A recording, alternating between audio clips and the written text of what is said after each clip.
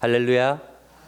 네, 가을 특별 새벽기도 둘째 날 함께 하시는 우리 모든 성도님들에게 하나님의 은혜와 하나님의 만져주심과 하나님의 치유하심이 가득하기를 주님의 이름으로 축복합니다. 아멘. 복음을 살라란 주제로 우리가 함께 이야기를 나누고 있습니다. 어제 첫날에는 하나님의 예정하심에 관해서 우리가 말씀을 나눴습니다. 하나님의 예정은 우리의 안전이 됩니다 라는 말씀을 드렸죠. 우리가 그 말씀을 통하여서 참 하나님 안에서 평강을 누리고 또 우리의 마음을 만져주시는 하나님의 놀라운 은혜를 우리가 경험을 했습니다. 어제는 복음의 시작과 관련된 말씀이었습니다. 복음이 어떻게 시작되었는가?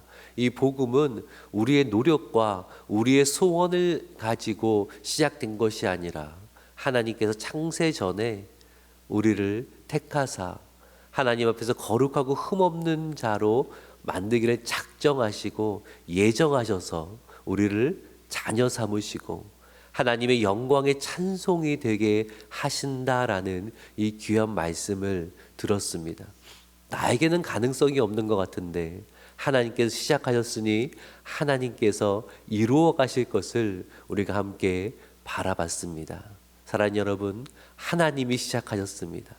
하나님이 시작하셔서 우리의 구원을 완성하실 것이고 우리로 하여금 하나님의 영광에 찬송되게 하실 줄로 믿습니까? 아멘이시죠. 자, 오늘은 그 복음이 이 땅에서 어떻게 시작되었는가 이것을 생각을 하려고 합니다. 복음이 이 땅에 시작되어진 것, 물론 하나님께서 구약 성경의 많은 이야기 속에서 하나님이 예표하심으로 그리고 여러 선지자를 통하여서 하나님의 구원의 이야기를 알려주셨지만 그 구원의 이야기가 이 땅에서 시작된 것은 예수님이 이 땅에 오심으로 말미암은 거죠.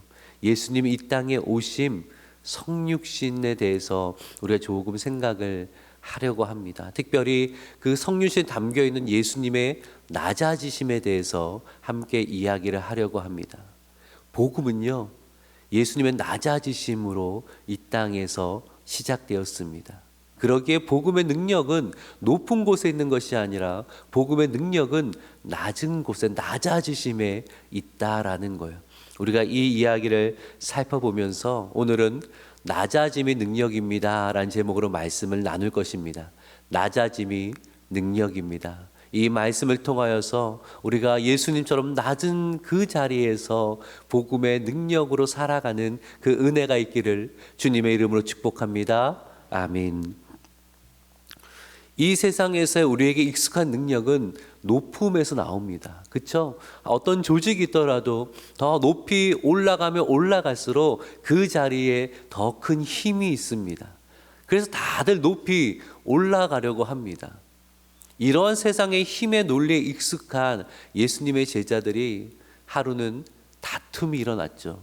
누가 크냐라는 다툼이었습니다. 이 다툼이 언제 시작되었냐면 제자훈련 초기에 아직 잘 모를 때 그때 시작된 것이 아니라 이제 거의 막바지에 이를 때에 예수님께서 제자들과 마지막으로 만찬을 하신 직후에 예수님이 십자가에 달리기 전에 이 다툼이 일어났다라는 거예요. 이 제자들은 예수님께서 예루살렘에서 해방 운동을 펼치실 거라 생각을 했습니다. 로마의 군대를 물리치시고 그리고 저 부패한 종교 지도자들을 벌하시고 나서 예수님의 강력한 왕국을 세울 거라고 생각을 했습니다. 예수님이 이 세상에서 가장 높은 곳에 올라가실 것이다 라고 여겼습니다. 왜냐하면 예수님은 그만한 능력이 있으시니까. 그러면 그 예수님 다음 자리는 누가 차지할 것인가? 서로 자격을 논하기 시작하는 거죠. 나다, 아니다, 내가 훨씬 자격이 있다. 그렇게 계속 다투고 있었다라는 거예요. 그때 예수님께서 심각한 오해를 하고 있는 제자들에게 말씀을 하시는데 누가복음 22장 26절과 27절의 말씀이 그 말씀이죠. 26절은 제가 읽겠습니다. 너희는 그렇지 않을지니 너희 중에 큰 자는 젊은 자와 같고 다스린 자는 섬기는 자와 같을지니라. 27절은 같이 읽을까요? 시작.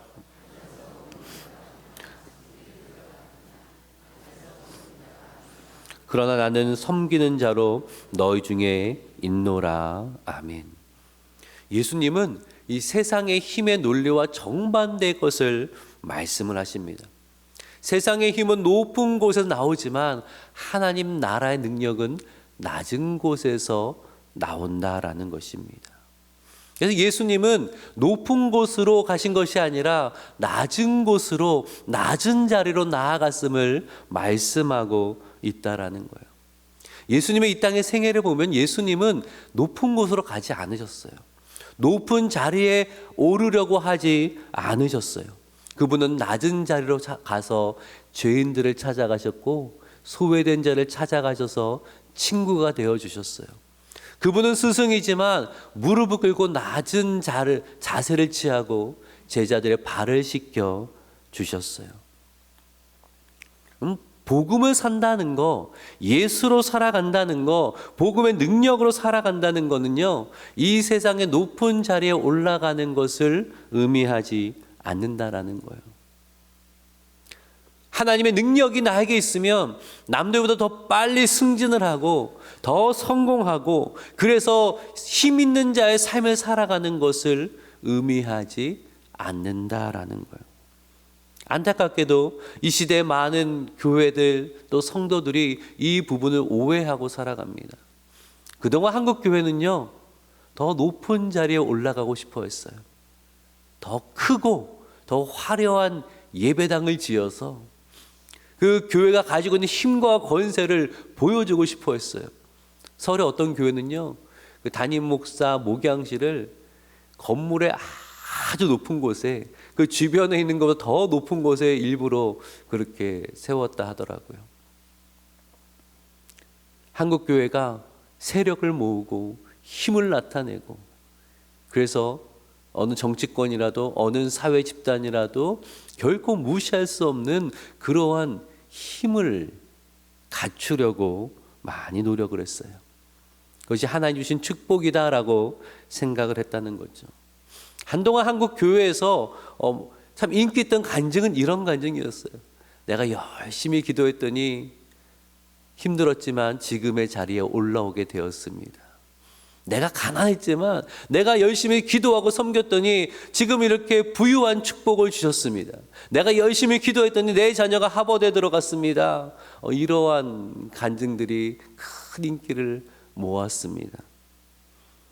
그런데요, 물론 하나님이 주시는 복이 이 세상과 완전 무관합니다, 이 말씀 드리는 거 아닙니다. 하나님 주시는 복에는 이 세상에서 누릴 수 있는 그 축복들이 포함되어져 있기도 합니다. 저는요, 우리 동산교회 성도님들이 다 잘 되기를 참 바라는 사람입니다. 다 잘 되셨으면 좋겠어요. 우리 자녀들이 다 좋은 대학 가고 좋은 직장에 취직을 했으면 좋겠습니다. 그것이 저의 바람입니다. 근데요, 그것이 성경이 말씀하는 복음은 아니라는 거예요. 이 세상에서 성공한 크리스찬은 복음의 능력으로 살아가는 것이고, 그러지 못하면 복음의 능력이 없다라는 이 논리로 가면요, 예수님은 능력이 없으신 분이 되는 겁니다. 그분은 단 한 번도 세상에 강한 것을 취하신 적이 없고 세상의 화려한 그 높은 자리에 올라가신 적이 없다라는 거예요. 그럼 예수님의 이야기는 어디서 시작이 됩니까? 정말 낮은 곳에 시작이 되었어요. 하나님의 독생자, 아니 하나님이신 그분이 사람으로 이 땅에 오시면 적어도 로마 황실 정도에 오셔야 되는 거 아니에요? 근데 그분은 목수의 아들로 그 가난한 가정에 태어나셔서 좋은 시설이 아니라 구유에 누이셨고, 그 출발부터 참 낮은 곳에서 출발을 하셨어요. 그리고 그 이 땅의 생의 마지막은요, 십자가, 죽음, 가장 낮은 자리, 가장 낮은, 그때 당시에 사람들은 죽음, 음부라는 곳은 가장 낮은 자리예요. 거기에 예수님이 내려가셨다라는 거예요. 성경은요, 많은 부분에 있어서 물론 성경은 예수님의 승천하심, 높아지심도 이야기하지만 성경에 기록된 많은 복음서의 이야기는 예수님의 낮아지심이에요. 예수님의 낮아지심. 오늘 보면 빌립보 2장은요, 예수님의 낮아지심이 어떠한 것인가를 우리에게 설명을 합니다. 6절과 7절의 말씀을 같이 한번 읽어볼까요? 시작. 하나님과 동등됨을 취할 것을 여기지 아니하시고 오히려 자기를 비워 종의 형체를 가지사 사람들과 같이 되셨고, 6절을 보면 분명히 말씀합니다. 그는 근본 하나님의 본체시나. 지금 바울은 예수님의 낮아지심이 어떠한 것인가를 설명하기 위하여서 하나님의 무한하심을 먼저 생각하게 만든다라는 거예요. 하나님을 바로 알라는 책에서 토저 목사는 이렇게 얘기를 합니다. 하나님의 무한하시다는 것은 그분이 측량될 수 없다라는 의미입니다. 하나님이 무한하시다는 것은 유한한 우리로서는 측량될 수가 없다라는 거예요. 세상에 우리가 가장 광대하다고 생각되는 그 무엇이라고 할지라도 하나님 앞에 너무나 작다라는 거예요. 인간은 여전히 우주의 크기도 알지 못합니다. 그렇죠? 우주의 크기도 몰라요. 근데 그 우주라고 할지라도 하나님 앞에서 너무나 작은 거라는 거예요. 이 사실을 깨달은 이사야가 참 재미있게 하나님의 무한하심을 표현을 합니다. 40장 15절, 이사야 40장 15절 같이 한번 읽어볼까요? 시작. 열방이 통해 한 방울 물과 같고 저울의 작은 티끌 같으며 섬들은 떠오르는 먼지 같으리니. 열방. 이 세상의 모든 사람들, 지금으로 하면 60억, 70억 되겠죠. 그 인구가요, 하나님 앞에서는 이 물통에 담긴 출렁거리는 물이 아니라 물통에 담긴 물 한 방울 같대요. 저울에 올려진 먼 티끌 하나 같대요. 그 티끌 하나면 뭐 아무런 차이가 없죠. 저울이 움직이지 않죠. 온 열방이 다 모아봐야 하나님 앞에서는 저울 앞에 올려진 티끌 같은 존재라는 거예요. 그럼 우리는 어떤 존재예요? 아무리 잘났다고 하는 사람이 어떤 존재예요? 하나님 앞에, 무한하신 하나님 앞에서는 우리는 그런 존재라는 거예요. 근데 그 무한하신 하나님이 사람이 되셨어요. 그 무한하신 하나님이 열방을 다 모아봐야 저울 앞 위에 올려진 티끌 하나밖에 되지 않은데, 그 중에 아주 작은 사람 하나님이 이 사람이 되셨다라는 거예요. 그럼 얼마나 낮아지신 거예요?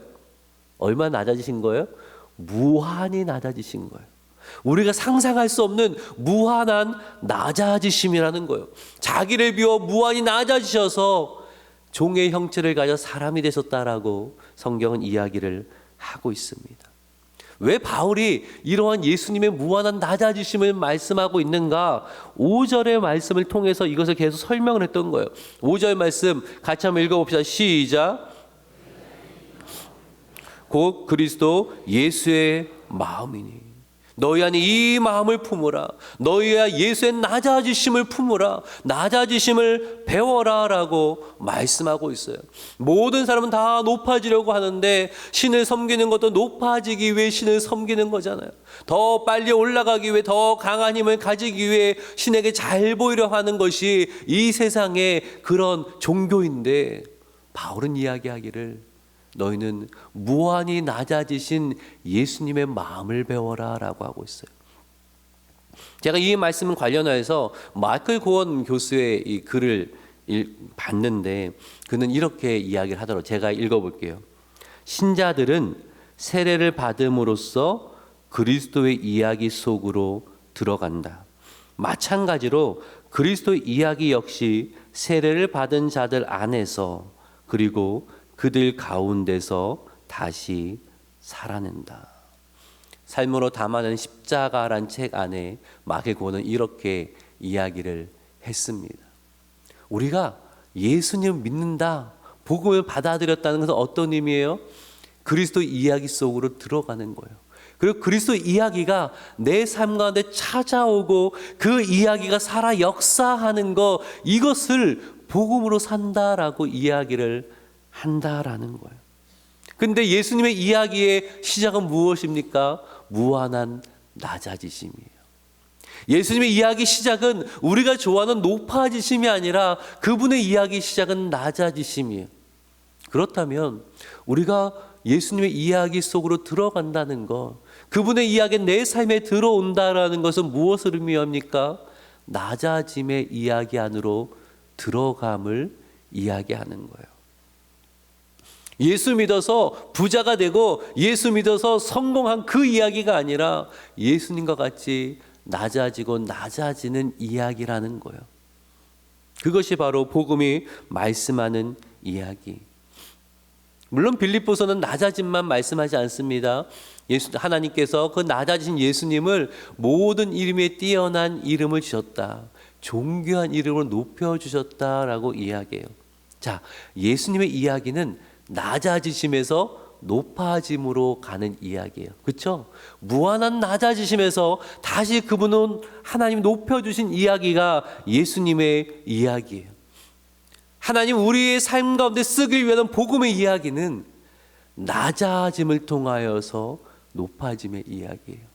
근데 자꾸 이 낮아짐은 빼버리고 우리는 높아짐만 우리가 생각을 하려고 하는데 아니에요. 낮아짐을 통하여서 높아지기 위한 거예요. 여러분, 우리의 많은 기도의 제목들은 어떤 기도 제목입니까? 혹 주로 높아짐의 기도 제목 아닙니까? 하나님 나를 높여주세요. 하나님 내가 인정받게 해주세요. 물론 우리에게 필요한 기도 제목들이죠.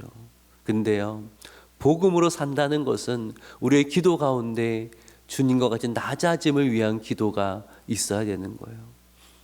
하나님, 주님이 낮은 곳으로 임하였듯이 저도 낮은 곳으로 나아가게 하여 주시옵소서. 우리 주님의 낮은 자세로 사람을 섬기셨듯이 저도 낮은 자세로 사람을 섬기는 자가 되게 하여 주시옵소서.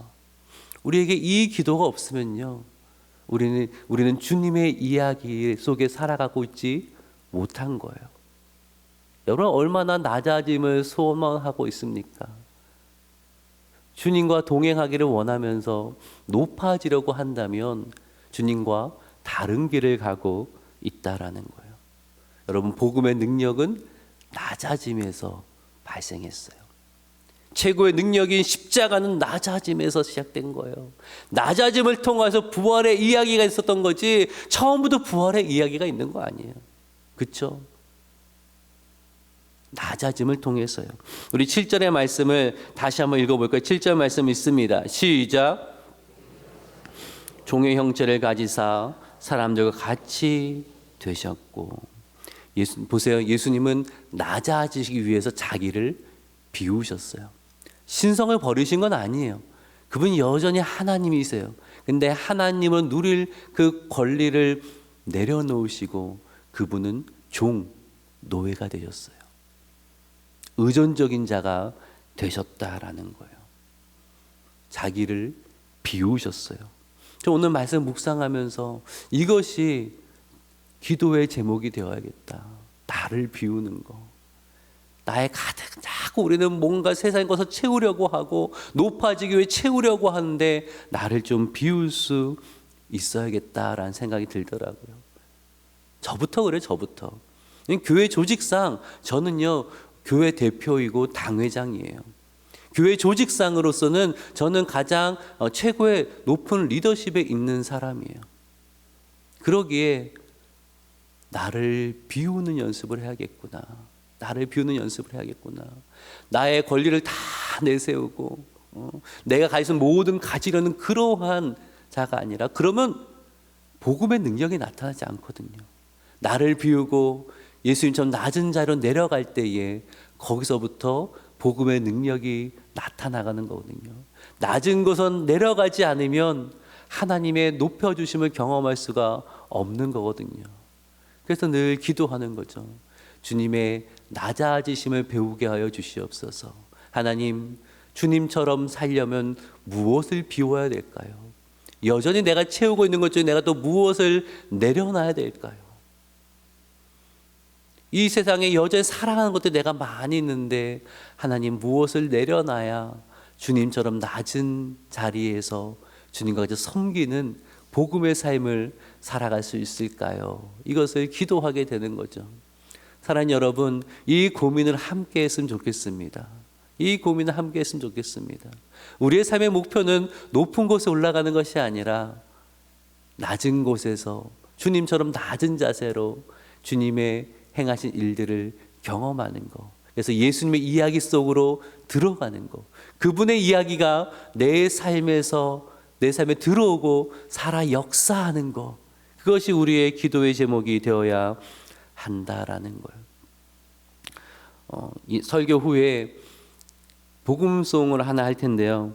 여기에 이게 있어요. 내가 주인 삼은 모든 것 내려놓고, 내 주 대신 주 앞에 나가 내가 사랑했던 모든 것 내려놓고. 보통 우리가 사랑하는 거는 나를 높여주는 것들이에요. 나를 높여주는 것들. 내가 좀 뽐나고, 그쵸? 뭔가 이렇게 나를 포장할 수 있는 그런 것들 참 우리가 좋아해요. 근데 좀 그런 걸 내려놓고 주님의 낮아지심에 동참함으로. 그래서 오늘 좀 그렇게 기도하세요. 하나님, 오늘 나의 삶에서 어떻게 해야 나를 좀 내려놓고 나를 비우고 주님처럼 낮은 자의 삶을 살아갈 수 있을까요? 저는 그렇게 해서 오늘 하루의 삶이 복음의 이야기로 살아갔으면 좋겠습니다. 오늘 하루의 삶이 세상의 이야기가 아니라, 오늘 하루의 나의 삶이 세상의 것으로 가득한 그 삶이 아니라, 오늘 하루 나의 삶이 예수의 이야기로 가득한 삶이 되었으면 좋겠습니다. 기도하는 이 시간 나의 욕심을 내려놓게 하시고 나의 자랑을 내려놓게 하시고 예수의 낮아지심 이야기가 나의 이야기 되게 하여 주시옵소서. 그 소원을 가지고 함께 기도하며 주님의 이야기 속으로 들어가는 그런 하루가 되어지는 은혜가 있기를 주님의 이름으로 축복합니다. 아멘.